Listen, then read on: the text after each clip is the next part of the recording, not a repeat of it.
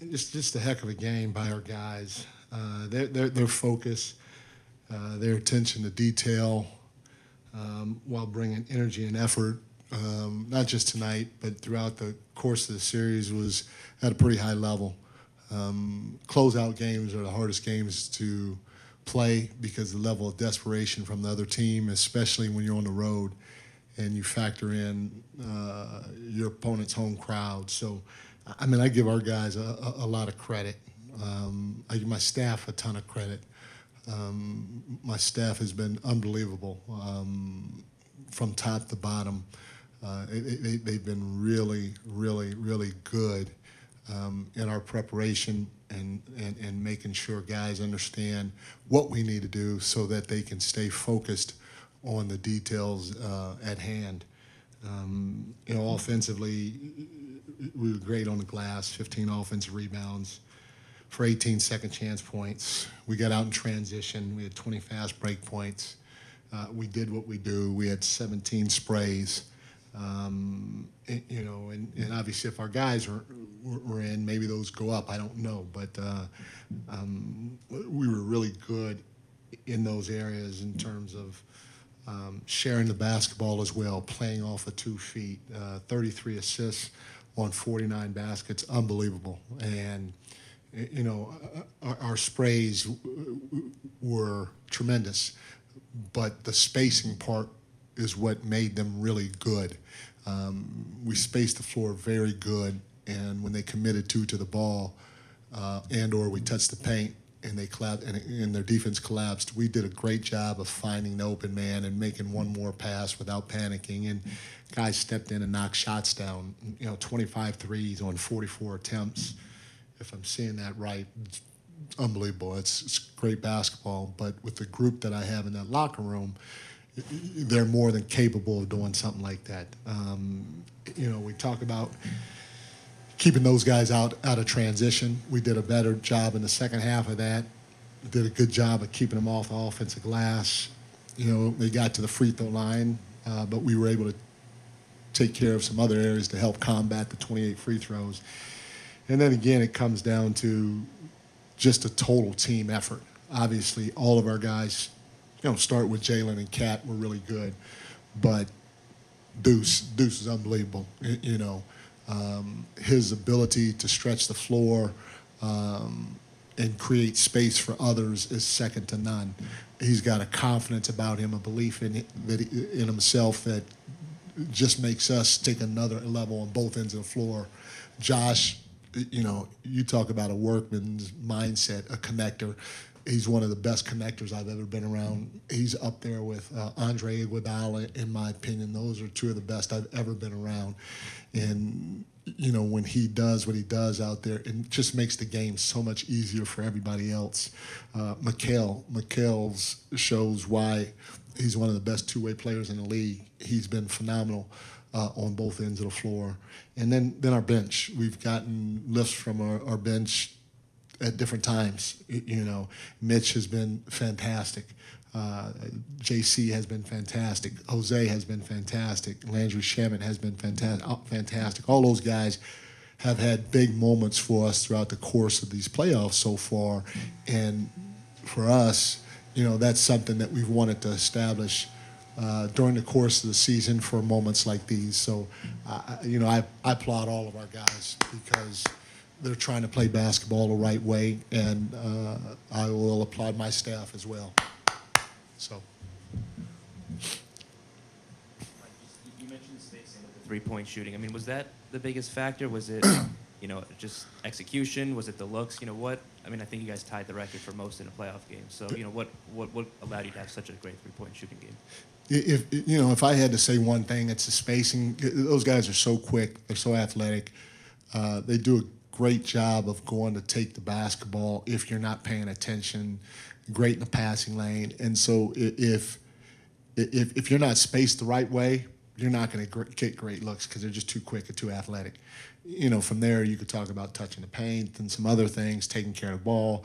But if there's one thing that that I would hang my hat on when it comes to having an opportunity to get up threes against that team, is your spacing has to be right. Mike, how much did you know about how crazy the Knicks fan base was before you took this job? What was your, I guess, experience with them, and then how much have you grown to either respect or learn about the lengths this fan base will go to support their team?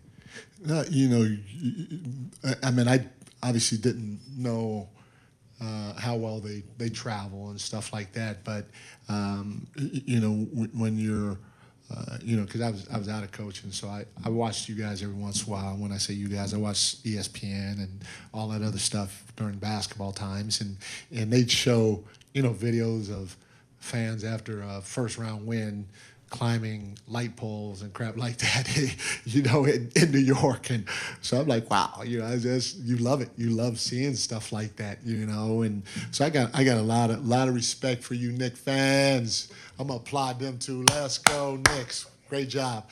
But I got a lot of respect for them, and the more you obviously you're around, that's the more you appreciate and understand why they are like that. But more than anything else, they're knowledgeable. You know, it's a knowledgeable group or knowledgeable fan base, and you respect that just as much as their passion shows. You mentioned Deuce and kind of that belief he has in himself. Yeah. And it really does seem like he could go 0 for 12, and the 13th is going up just as quickly as the first, right? He don't care. You've now been around him for Yeah. a year. He's this very soft-spoken guy in a lot of ways. But, like, where do you feel like that comes from within him? Hey, it's Mother's Day. It comes from his mom. Get that correct. It comes from his mom.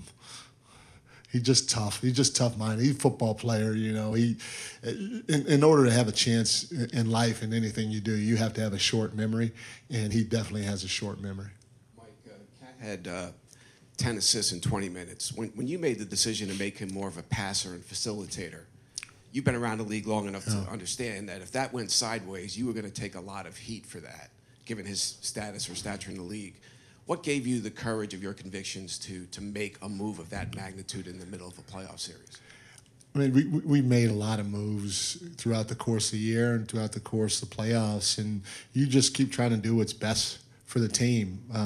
You know, I don't care what team I'm with when you're talking about being in the NBA. Even if you do stuff right, you're going to get criticized. So you just embrace whatever's out there, and you keep trying to do what's best for the team. And at the end of the day, if it doesn't work out, the one thing I know I can do is I can go look in the mirror and say, hey, I tried to do the best I could for this group, regardless of anything else. I tried to do the best I could, and that's what keeps me going. But I've said this before. I've been around Hall of Fame coaches in Steve Kerr and Greg Popovich, work for them both, and I've heard both of those guys get criticized. And so if those guys can get criticized or thrown to the wolves at times, you best believe I can. I ain't got nothing right now that could touch them.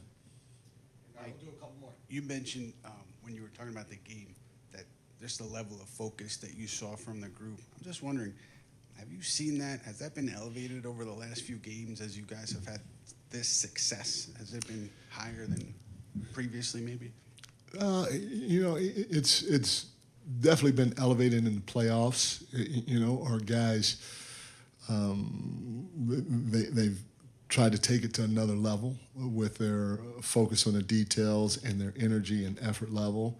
And that's a lot of reason why we're playing pretty good basketball. That's, you know, when you talk about the elite and the great in any business, I don't care what business you're in, there's one word that stands out. It's the word consistency.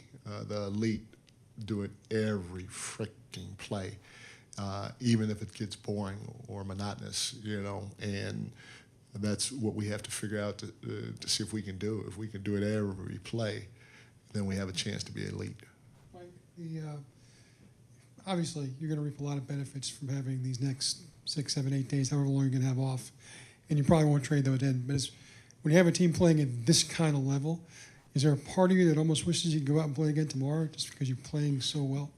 Definitely not tomorrow. What is today? Maybe Wednesday. No, you know, yeah, you know, you like the rhythm that you're in, but you know, like I just said, if if we expect to be who we think we're capable of being, we'll find a way to stay consistent with what we're doing. Whether it's the energy level, the effort level, or embracing / focusing on the details that we have to be able to understand in order to go out and get a win. Mike, you've been on the bench for Popovich's teams, Yeah. The teams in Golden State. Yeah. This team just, I think they said, set a record for the biggest point differential per game over 2 rounds. Just kind of, how do you compare what you're seeing here to what you've seen on great teams before? A lot of people have asked me, I kind of alluded to this in the pregame presser. A lot of teams have asked me, when I was a head coach in Cleveland, we went to the finals and obviously lost. I was assistant in San Antonio, went to the finals and won. I was assistant in Golden State, went there a few times and won a couple. And a lot of people ask me, what's the secret sauce with all of these different teams? And they're different teams, different coaches, even different eras when you're talking about the Spurs championship and when I was a head coach in Cleveland and we went to the finals. But I tried really hard to think about what's similar, and it's the contract that we signed. It's our standard. All those teams sacrificed, and it was true. All those teams were connected. All those teams had a competitive spirit, and all those teams believed in the process and each other throughout the course of the year while holding each other accountable. I can't be the only one that holds each other accountable because I need to be held accountable sometimes. So we all have to do it to each other.